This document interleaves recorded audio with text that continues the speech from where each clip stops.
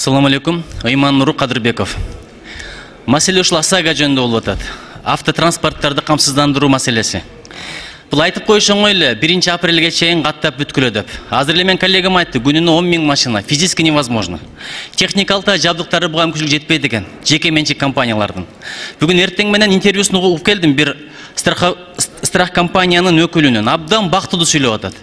Ал бактылуу ким бактылуу болот? Кыргызстанда бир 2 миллион машина болсо, ошолордун ар бири жок дегенде 1600дөн 3000 сомго чейин төлөйт экен. 1600дөн 3000 сомго чейин. Эме элестетип көрүң. Ошо 2 миллионду 2000 сомго орто эсеп менен көбөйткөндө 2,5 миңге канча акча түшүп атат. Бул бир, экинчиден барсаң эле каттай койбойт экен. Праваңды сурайт экен, паспортуңду сурайт экен, тех паспорту сурайт экен. Эң кызыгы машинанын ээсинин доверенность алып кел деген талап бар экен. Бирөө Россияда жүрөт, жөн эле оформление кылып коюп, бирөө больницада жатат, бирөө төрөп жатат. Кандай кылабыз мунун бардыгын? Электрондуу версиясы жок экен, интернет менен алыш мүмкүн эмес экен. Баягынын таягы, эс турбаганда аракет кылып атабыз. Муну ала турган болсок, социалдык чоң чыңалуу болот. Кийинки митинг ошол страх компаниялардын имараттарынын алдында болот. Ошого муну ким лобби кылган, албетте биз кабыл алган жокпуз мурдагы депутаттарга.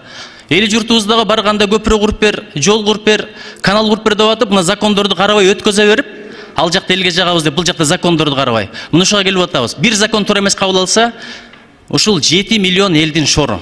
Урматтуу төрага, ушул маселени сиз да көтөрсөңүз, жок дегенде мораторий керек.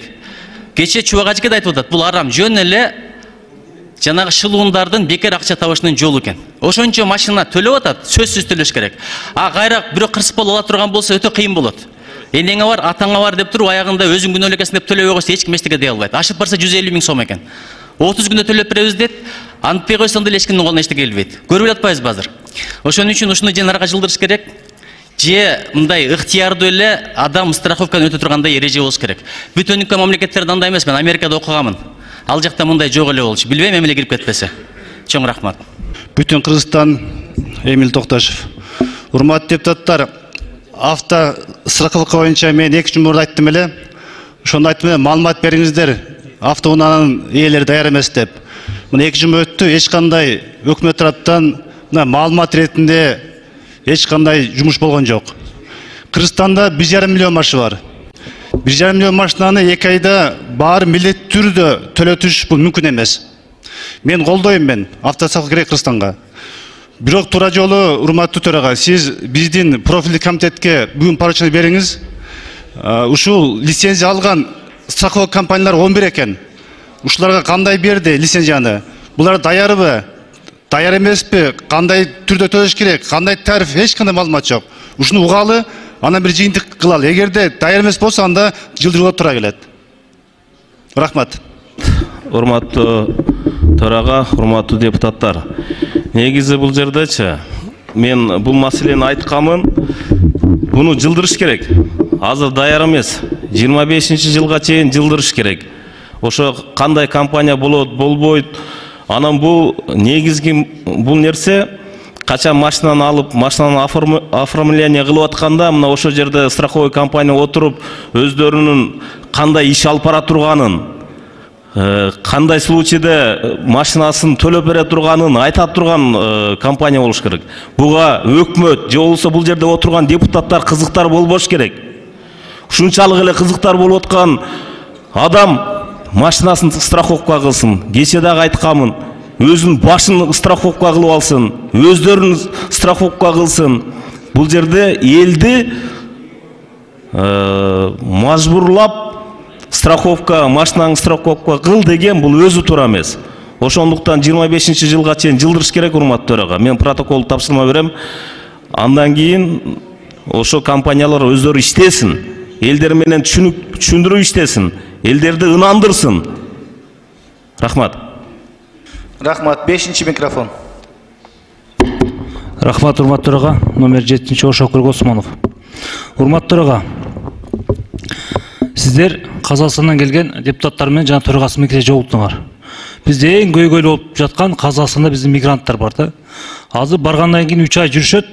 3 айдан кийин эгерде чыга турган болсо 1 жылга чейин чыгарбайт. Если чыкса, черный списокко киргизет да кирбей калат. Ошол боюнча суроо жоопторду кылдыңыздарбы кече? Ошол боюнча маалымат берип койсоңуз. Эми жеке сизге кайрылганга туура келет, сиз өзүңүз кабыл алдыңыз. Жана ошондой эле жогоруда айтып кеткен мен коллегаларыма кошулам. Тазабек Рамович эң туура айтат. Бизге андай нерсенин кереги жок азыркы күндө. Мүмкүн болсо бир жылдырып турушубуз керек. Эң аз болгондо 1 жылга жылдырышыбыз керек. Страховка боюнча. Рахмат. Рахмат, урматтуу депутаттар, мен ирети менен маалымат берейин. Туура айтасыздар, милдеттүү түрдө камсыздандыруу боюнча маселе бүгүнкү күндө коомчулукта абдан чоң талкууну жаратты. Бул боюнча мамлекет башчысы менен дагы сүйлөшүп атабыз. Буйруса бир оң жыйынтык болот. Бул талкууга биз сөзсүз көңүл бурабыз. Азыр сиздердин айткан сунуштарды эске алабыз. Сөзсүз түрдө бул оң жыйынтык чыгат деп ойлойм. Экинчиси, өкмөттүк күн боюнча өткөн жумада мен айттым эле, азыр да айтып атасыздар. Бүгүн түшкө жакын азыр министрлер кабинетинин төрагасы Акылбек Жапаров мага келет. Биз отуруп сүйлөшөбүз, кайсы күнү өкмөттүк күндү өткөрөбүз. Себеп дегенде биз ушул жумага пландадык эле, билесиңер, эртең коңшу өлкөнүн президенти келип атат бизге. Ошон үчүн бул министрлер кабинетинин көпчүлүк мүчөлөрү, министрлер ошол жакта болуп, баягы убакыт болбой калат экен, андыктан биз кийинкиге жылдырганбыз. Ошон үчүн министрлер кабинетинин төрагасы менен такташып, сүйлөшүп, кайсы маселелер орчунду, кайсы маселелерге биз негизги көңүлдү коебуз, ошону сүйлөшүп туруп, анан кийин белгилейбиз. Туура кыштын, жаздын камын кышта көр дегендей, баягы кредиттер боюнча, айыл чарба иштери боюнча ушуну биз азыр талкуулап албасак, жазында кеч болуп калат. Ошон үчүн ушул жагындагы биз сүйлөшүп, анан ошого жараша өкмөттүк күндү өткөрөбүз. Бул биринчиси, экинчиси, Казакстандын парламенттин сенаттын төрагасы Маулен Ашимбаев 2 күндүк расмий сапар менен бизде болду. Аны барыңыздар билесиздер. Биздин делегация курамы түзүлгөн, 7-8 депутаттан катышты. Ал жерде сөз ушу эки тараптуу парламентаралык кызматташтыктын алкагында болду. Анан албетте сөзсүз түрдө мен айттым, миграция боюнча маселени койдум. Ал иши түшүндү. Мына Жанар мырза дагы бар эле. Барарыбыз менен бул маселенин үстүндө иштейбиз деп айтты. Казакстандын Кыргызстандагы ыйгарым укуктуу элчисине дароо тапшырма берди бул боюнча. Анан өзүнүн тиешелүү структураларына айтты. Биздин көзүбүзчө буйруса